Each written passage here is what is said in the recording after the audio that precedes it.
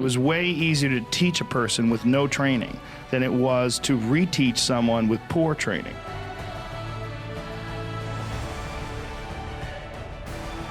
What do you really appreciate? What's important to you? Like, what's really important to you? Because you don't have forever, right? So what is important to you? Because you only have 24 hours in a day. So what's important to you? Find out what that is and do more of that. And try to figure out like how to make enough money so that you're not starving, that you're doing well. Don't just chase that. Chase what you're trying to do.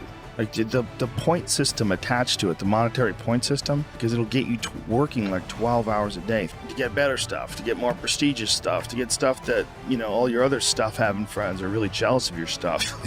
Everyone has a different personality. They have different interests, different things that they would be really satisfied pursuing.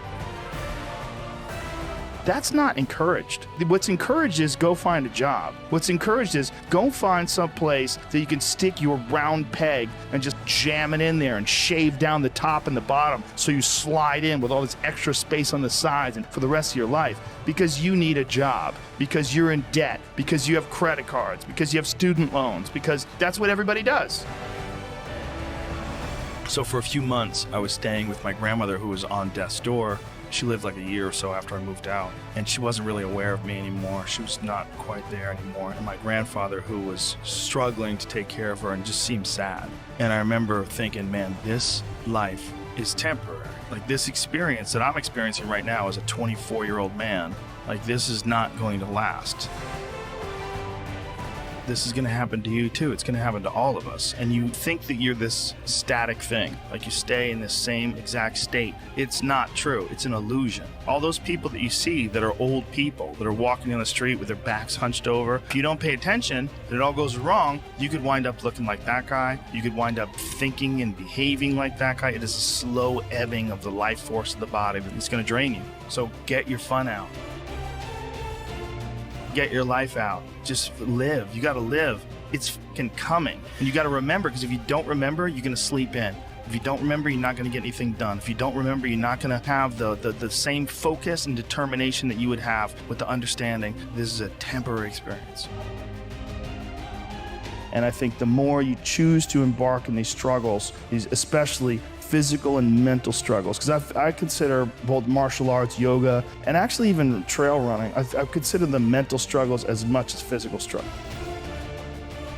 Like, because I could stop anytime I want. So I'm walking the rest of the way. Yep. Call my dog over, put him on the leash. I'm like, we're walking, buddy. This is what I'm doing today. I have a very clear plan in front of me. My plan is we're doing 4 miles today. This is where we start. This is where we end. This is what we're doing.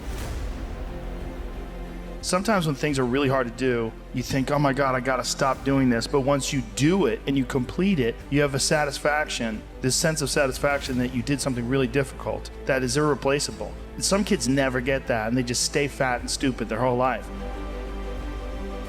Some kids, they get these little lessons and then they realize like you can push yourself and you can get somewhere. You know, some kids get real lucky and they get involved in sports or martial arts early, and one of the best benefits of sports is you realize that through hard work you get improvement, through improvement you get success, through success you get that big dopamine rush, you get confidence. Yeah.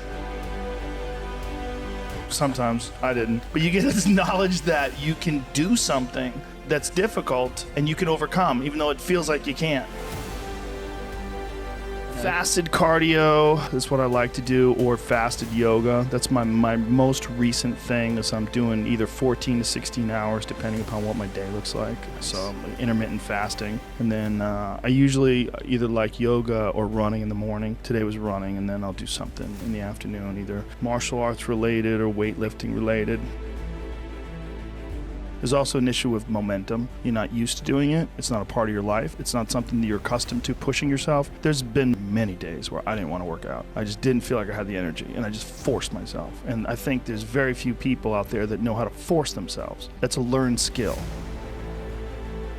You have to have like real rigid requirements of yourself where you don't allow yourself to back out of things and you don't allow yourself to slack off. And I don't think people put those kind of requirements on themselves as if it is a daily principle of life, like what you must get done. You know, you must brush your teeth, you must exercise for 45 minutes. And if you did that, I think you'd be healthier and happier.